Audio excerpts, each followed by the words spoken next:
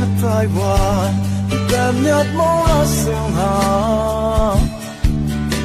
bọn mi tên nào phòn có bì ô phòn có bì mà em cho bị tràn ô nam mà em thâu son ngò là bát tắc cha brown brown nào gai mua ra ô mà sắc xoài mà quay ô nó mà lấy hoa khai từ cha nó ô như bài dạy ta bị to bánh sòng ta tô về là ba dòng như chán do bị chán ô đau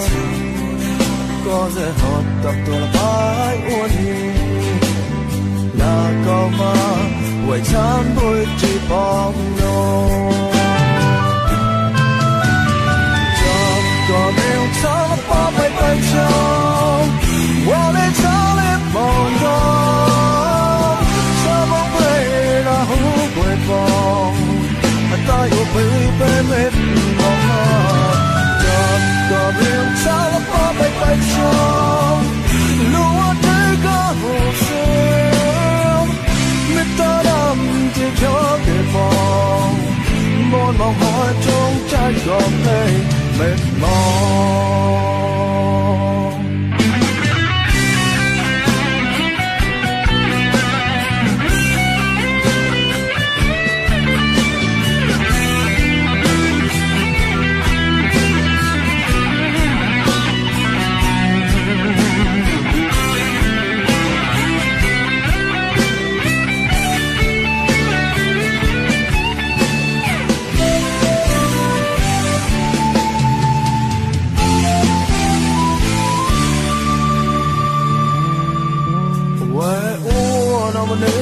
khai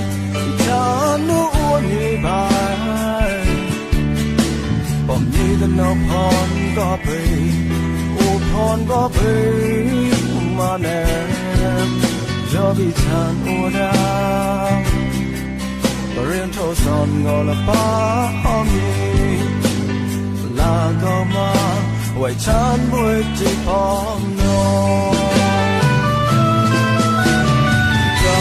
có riêng cha là ba bay bay trong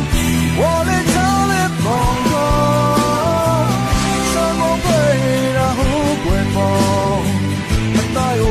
bê mệt mong ha chợt có riêng cha là ba bay bay trong qua đây cha lên mong gió sao mong bay là hú quên mong mắt tay ô bê mệt mong ha chợt có riêng cha là ba bay bay trong lúa tươi có hồ siêu mít ta đắm chỉ cho tuyệt vọng muốn mong hỏi chúng ta còn nên